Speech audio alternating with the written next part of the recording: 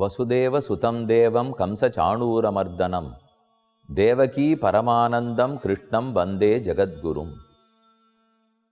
வைகுந்தநாதனாக இருந்த பகவான் ஸ்ரீமன் நாராயணன் தான் பக்தர்களோட கலக்க வேணும், அவர்களோட பழக வேண்டும், தன் திருவடிகளை அவர்களுக்கு எளிமையாக கொடுத்து சரணாகதி பண்ண வைத்து முக்தியே அளிக்க வேணும். இந்த ஆசைகளோடு தான் துவாபர யுகத்தின் இறுதியில் மதுரா நகரத்தில் அவதரித்தார். ஒரு குழந்தைக்கு என்னென்னலாம் நாம பண்ணி அனுபவிப்போமோ அதை போல 10 மடங்கு உயர்ந்ததாக யசோதை தான் வளர்த்து வந்த கண்ணனை அனுபவித்தாள், சீராட்டினாள், பாராட்டினாள். கண்ணன் தொட்டிலில் கிடத்தப்பட்டார்.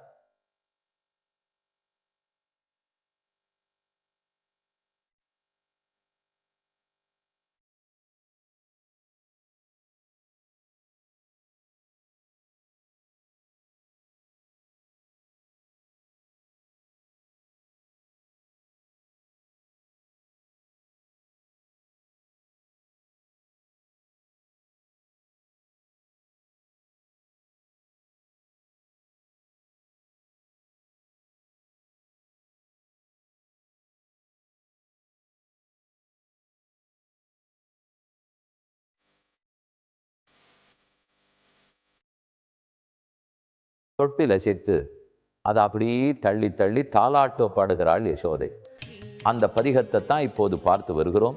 பெரியாழ்வாருடைய வார்த்தையாக முதல் 10, 3ஆம் திருமொழி, 2வது பாசுரம் பார்க்க போகிறோம். உடையார் கனமணியோடு ஒன் மா தளம்பூ இடை விரவி கோத்த எயிற்றேழ்கினோடும் எயில் தெழுகினோடும் விடையேறு காபாலி ஈசன் விடுதந்தான் உடையாய் அழேல் அழேல் தாளேலோ உலகமளந்தானே தாளேலோ. அழேல் அழேல், குழந்தாய் அழாதே அழாதே, தாளேலோ நன்னா தூங்கு. குழந்தை தொட்டில் கிடத்திருந்தா ஏதான்னு நினைத்து கொண்டு அழுதுதனால், அதனால தான் அழேல் அழேல்னு கூறுகிறாள். பதவுரை பார்ப்போம். உடையார் திரு அறைக்கு பொருந்தின. அறை இடை, இடைக்கு பொருத்தமாக இருக்கிற, இடுப்புக்கு பொருந்தி இருக்கிற கனமணியோடு பொன்மணியோடு இடை நடுநடுவே விரவி கலந்தப்பட்ட கோத்த கோக்கப்பட்ட. அப்போ முதல்ல உடை பொன்மணி, அதுக்கு நடுநடுவே கோக்கப்பட்ட எழில் அழகிதான தெழுகினோடும் இடைச்சுரிகையோடும் கூடிய. நடுவில் வைத்து கட்டப்பட்டிருக்கிற இடைச்சுருகியோடே கூட ஒன் அழகிய மாதளம்பூ, மாதளம்பூ கோவையான அரைவடத்தை. அப்போ அரைஞான் அரைவடம், அதில் என்னென்ன கட்டப்பட்டிருக்குன்னு 3 சொல்கிறார். பொன்மணி, நடுவே இருக்கிற சுரிகை, அதில் கோர்க்கப்பட்ட மாதளம் பூ, இப்படிப்பட்ட அரைவடத்தை, இடுப்பில் சாத்தி கொள்ளக்கூடிய ஒரு வடத்தை, விடையேறு ரிஷபவாகனனாய், காபாலி கபாலதாரியாய், ஈசன் ஸ்வவியூகத்துக்கு நியாமகனான ருத்ரன். ஏற்கனவே போன பாட்டில் பிரம்மா கொடுத்தனுப்பினார்னு பார்த்தோம். இப்போ இந்த பாடலிலே ருத்ரன் பிரம்மாவுக்கு திருக்குமாரரான பரமசிவனார், அவர் கொடுத்து அனுப்பிச்சிருக்கார். கபாலதாரியாய் ஈசன் ஸ்வவியூகத்துக்கு, தன்னால் உருவாக்கப்பட்ட அனைத்துலகுக்கும் தலைவனாக இருக்கக்கூடிய ருத்ரன் விடுதந்தான், கொடுத்தனுப்பினான்.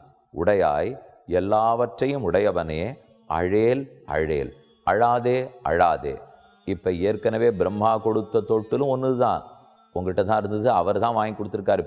இப்போ பரமசிவனார் கொண்டு சமர்ப்பிக்கிறதும் ஒன்று தான். உடையாய் அனைத்துலகத்தையும் உடையவனே, அழேல் அழேல், இதில்லே அதில்லேன்னு சொல்லி சின்ன குழந்தையாட்டம் அழாதே அழேல் அழேல், தாளேலோ உலகமளந்தானே தாளேலோ, உலகங்களையெல்லாம் அளந்து அருளினவனே, உலகத்தை அளந்தானே தாளேலோ.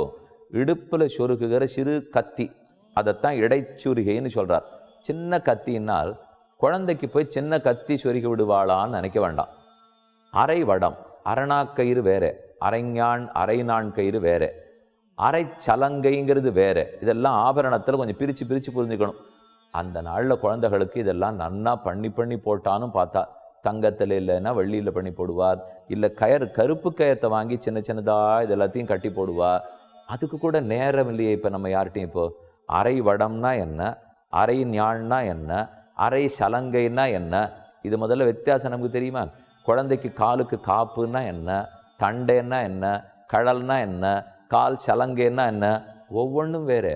கழுத்தை ஒட்டி போட்டுக்கிற நகை என்ன, சங்கிலி என்ன, நடுக்கழுத்து வரைக்கும் மார்பு வரைக்கும் வர்றது என்ன, தொப்புள் வரைக்கும் தொங்குகிற நீண்ட சங்கிலி எது, இப்போ பவழத்தால் பண்ணது என்ன, முத்தால் பண்ணது என்ன? சுவாமி நீர் எல்லாம் பணக்காரரை பற்றியே சொல்கிறீங்கன்னா, இல்லை அப்படி சொல்லவே இல்லை. இப்போ இது ஒவ்வொன்றையும் கருப்பு கயத்தில் கூட தொடுத்துடலாம். எல்லாம் தங்கம்னு பொருள் இல்லை. இப்போ எவ்வளவு தூரம் நேரம் ஒதுக்கி முதல்ல குடும்பத்தோடு செலவழிக்கிறோம். இப்போ இந்த பாட்டெல்லாம் பார்க்கச்சே கண்ணனோட செலவழிக்கணும்னு நல்லா தெரியுது. இப்போ அதை போல் நம்ம குடும்பத்தாரும் சேர்ந்துட்டு கிருஷ்ண பக்தி வளர்க்க வேண்டாமா? பக்தி வளர்ந்துக்கணும்னா வயசான வாழ்க்கை மட்டும் இப்போ வளர்ந்து லாபமா? சின்ன வயசுலேயே வளர்க்கணும். போனால் போகிறது நான் தான் விட்டுட்டேன்னா நம்ம பிள்ளையோ நம்ம பேரனோ இப்போதிலிருந்தே பக்திமானா பக்தி உடையவளாக வரணுங்கிற ஆசை தாத்தா பாட்டிக்கிட்ட இருக்கணும், பெற்றோரிடத்தில் இருக்கணும். வாய்ப்பெல்லாம் நன்னா இருக்கும், ஒன்றும் குறைச்சல் இல்லை. இப்போ அதுவும் தொலைத்தொடர்பு சாதனங்கள்லாம் வளர்ந்துருக்கிற இந்த நாளிலே எங்கேயோ கிராமத்துக்கு போய் தான் கற்றுக்கணும்னு இல்லை, நகரத்தில் ஒரு இடத்துக்கு போகணும்னு இல்லை, இருந்த இடத்துலேருந்து எந்த பேரம்பேத்திக்கும் யாரும் கற்றுக் கொடுக்கலாம், அந்த அளவுக்கு இருப்போம். அப்போ தேவர்களெல்லாம் கீழே இறங்கி வந்துறாள்னால் நாம் இறங்கி போய் எல்லாருக்கும் கற்றுக் கொடுக்க வேண்டாமோ? பார்ப்போம். அப்போ அரஞ்ஞான் இடுப்பில் சதங்க போட்டிருக்கு, பக்கத்தில் அரைவடம் போட்டிருக்கு, அதுக்கு பக்கத்தில் அரஞ்ஞான் போட்டிருக்கு. அந்த அரைவடத்தில் எதெல்லாம் கோக்கப்பட்டிருக்குன்னு தான் இங்கே சொல்லிட்டுருக்காரு. இப்போ அரைக்கு பொருந்திய பொன்மணி, முதல்ல குண்டு குண்டா தங்கத்தில் மணி பண்ணியிருக்கா. இது உங்களுக்கு நல்லா தெரியும், ஞாபகப்படுத்திங்க, பார்த்துருப்பீங்களா? எங்கேயானும் குண்டு குண்டா மணி பொருத்திருக்கும். அதுக்கு பக்கத்தில் சின்ன சின்னதாக இப்படி இலையாட்டம் இருக்கலாம், இல்லை கத்தி ஆட்டம் இருக்கும். அதுவும் தங்கத்திலே இவ்வளவு சின்னதாக இருக்கும், குண்டு குண்டா மணி இருக்கும், பக்கத்தில் குட்டி குட்டி கத்தி ஆட்டம் இருக்கும். அதைத்தான் இடைச்சுரிகைங்கிறார். குத்தின்னு இருக்கிற கத்தி குழந்தை இடுப்பில் எங்கேயானு குத்துவிழா யசோதை அப்படி இப்படி புரண்டு படுக்கச்சு அது குத்தி நுடுத்துன்னா, அதனால் இடைச்சுரிகை. மாதளம்பூ கோவை, அதே மாதிரி பூ, ஒரு பூவா வட்ட வடிவத்தில் இருக்கிற பூ பண்ணி கோத்துருப்பா. பூ அதே மாதிரி பக்கத்தில் இருக்கிற அந்த சின்ன கத்தி, அதுக்கு பக்கத்தில் இருக்கிற குண்டு. இதை தவிர ஒன்று பண்ணுறது உண்டு, மாங்காயாக கோத்திருப்பா, கேள்விப்பட்டிருப்பேள். அப்போ ஒரு மாங்காய் கோத்திருக்கு, மாதளம் பூ கோத்திருக்கு, பக்கத்தில் கத்தி கோத்திருக்கு, அதுக்கு பக்கத்தில் குண்டுமணி கோத்திருக்கு. இதெல்லாம் போட்டு கண்ணனுக்கு அரைவடம். அந்த அரைவடத்தை தான் ருத்ரனார் கொடுத்து அனுப்பிச்சிருக்கார். ஈசன் விடுதந்தான் உடையாய் அழேல் அழேல், எல்லா சொத்துக்கும் அதிபதியான பெருமானே உனக்கு ஒருத்தர் கொடுத்து அனுப்புகிறாரே, நீ தான் அவருக்கும் உடையவன், நீ தான் அந்த சொத்துக்கும் உடையவன். அழேல் அழேல் அழாதே கொள் தாலேலோ, உலகம் அளந்தானே தாலேலோ. இந்த லோகத்தை பகவான் அளந்தார், திருவிக்கிரமாவதாரம் பண்ணினார். அப்போ ஜாம்பவான் அவர் சின்ன வயசில் இருந்த காலம். இப்போ நம்ம ராமாவதாரத்து ஜாம்பவானுக்கு ரொம்ப வயசாகிடுது. ஆனால் திருவிக்கிரமாவதாரத்துலேயும் அதே ஜாம்பவான் இருந்தார். அவருக்கு உலகத்தெல்லாம் சுற்றி தாவறத்துக்கு சக்தி இருந்தது. இடுப்பிலே பேரின்னு ஒரு பெரிய வாத்தியத்தை கட்டிண்டார். பறைன்னு சொல்கிறோம் பாருங்க, தோல் கருவி. அந்த பறை வாத்தியத்தை இடுப்பில் கட்டிண்டு அப்படி வாசிச்சாரா, தடார் தடார் தடார்னு வாசிக்கிறார். என்ன சொல்லுண்டு, ஜிதம் பகவதா ஜகத்து, இந்த ஜகத்து பெருமானால் ஜெயிக்கப்பட்டு விட்டது. யாரோ மகாபலி உலகத்துக்கு அதிபதினு சொல்லிக்கொண்டு நாட்டை பறித்தான். இந்திரன் அலமந்து போனான். பகவானிடத்தில் வந்து கேட்க, நான் விடமாட்டேன், போய் கண்டிப்பாக அதை பறித்து திருப்பி கொண்டு கொடுக்குறேன். கொல்லல மகாபலியை, அவனிடத்தில் பிச்சை எடுத்து 3 அடி மண்ணு வாங்கி அந்த 3 அடிக்குள்ளேயே ஈரடியால் முடித்து கொண்ட முக்கியம் 2 அடியால் உலகத்தை எல்லாம் அளந்து நான் ஒரு இடத்த அளந்து காமிச்சுட்டால் அது என்னதுன்னு இடதா? அப்போ நான் சுவாமி, இது இத்தனை எனக்கு சொத்து, பகவான் சுவாமி உலகமத்தனை அவனுக்கு சொத்து அப்படிங்கிறத சொன்னதுக்கு தான் திருவிக்கிரமாவதாரம்.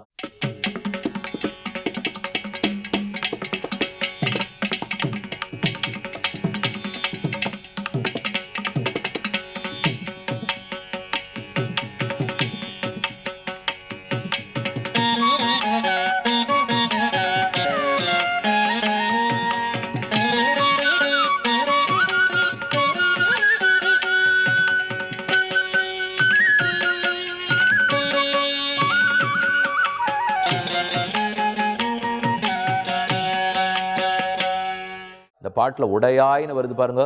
ஒவ்வொரு நாளும் நம்ம பெருமாளை பார்த்து சொல்லணும். இப்போ அடியேனை உடையாய், அடியேனை உடையாய், குடும்பத்தாரை உடையாய், இந்த வீட்டையே உடையாய், லோகத்தையே உடையாய். அவன் உடையவன் சொன்னால் சுவாமின்னு அர்த்தம். அப்போ நாம் என்னவா இருக்கும்? பகவான உடையவன், சுவாமின்னா நாம் உடைமை, நாம் தான் அவருடைய உடைமை, நாம் தான் சொத்து. சொத்துன்னு சொன்னால் வடமொழியில் சுவாமின்னு சொல்லணும், தமிழில் உடைமைன்னு சொன்னால் உடையாய்னு சொல்லணும். அவன் உடையாய் சாமி. ஒருவேளை உடையாய்னாய், உடை அணிந்து கொண்டிருப்பவர் உடையாயா இருப்பவர், அதுவும் வச்சுங்களேன் பீதாம்பர தரம் தானே. பீதாம்பரம்ங்கிற உடை அணிந்து கொண்டிருக்கிறார், உடையாய். என்னையே அணிந்து கொண்டிருக்கிறார், உடையாய்.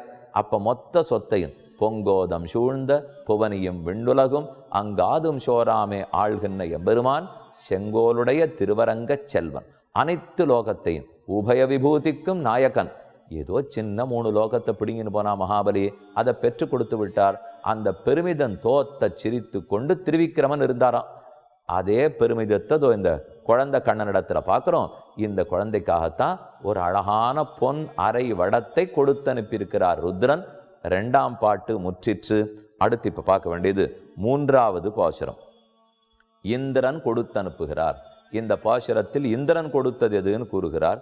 என் தம்பிரானார் எழில் திருமார்வர்க்கு சந்தமழகிய தாமரை தாளர்க்கு இந்திரன் தானும் எழிலுடை கிங்கிணி தந்துவனாய் நின்னான் தாலேலோ. தாமரை கண்ணனே தாலேலோ. பெருமானுடைய அழகிய தாமரை கண்களை சொல்லி, குழந்தாய் தாமரை போன்ற கண் படைத்தவனே தாலேலோ. பதவுரை பார்க்கலாம். என் தம்பிரானார், என் எனக்கு, தம்பிரானார் எனக்கு சுவாமியா இருக்கிறவர். தம்பிரான் முழு சொல்லல்ல, தம்பிரான் எனக்கு சுவாமி. பிரான்னா உபகாரகன், உதவி புரிந்த சுவாமின்னு அர்த்தம்.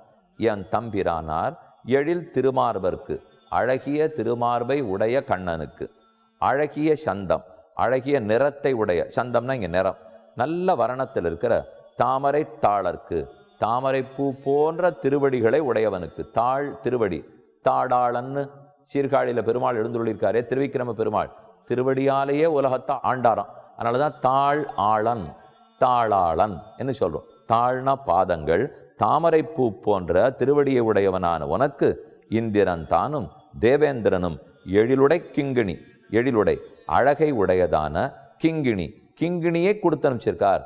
கிங்கிணினா சதங்கைன்னு அர்த்தம்.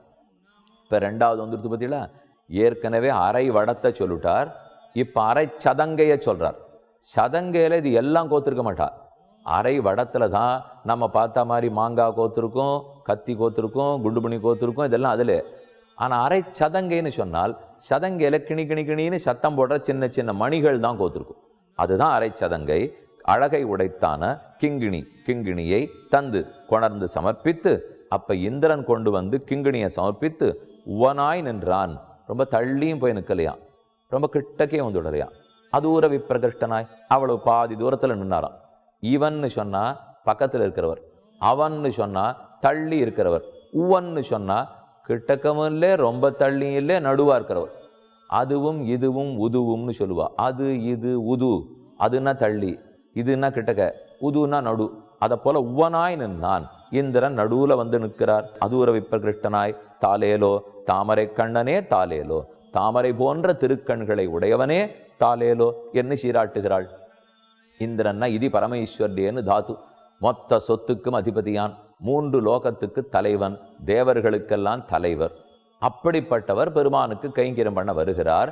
அதுதான் இங்கே சொல்லப்பட்டிருக்கு. என் தம்பிரானால் எழில் திருமார்வர்க்கு, எழிலான திருமார்பை உடையவர்.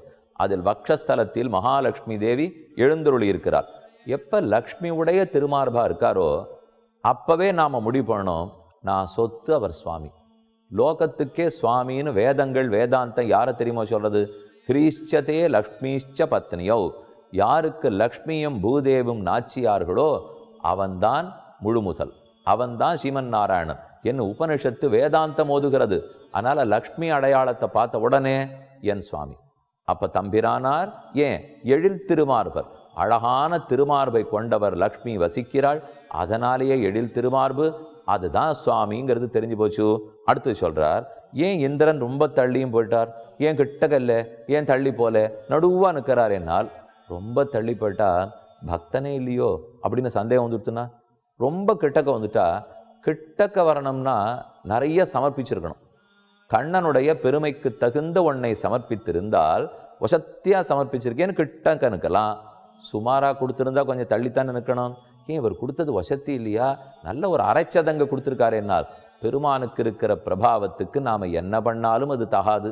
இந்திரனிடத்தில் சொத்து இருக்கலாம், ஆனால் மனசு தாராளமாக இருக்கணும். தன்னுடைய பதவி அவருக்கு ஜாகிரதையாக இருக்கணும். அதைத்தான் கெட்டியாக பிடிச்சிப்பார்.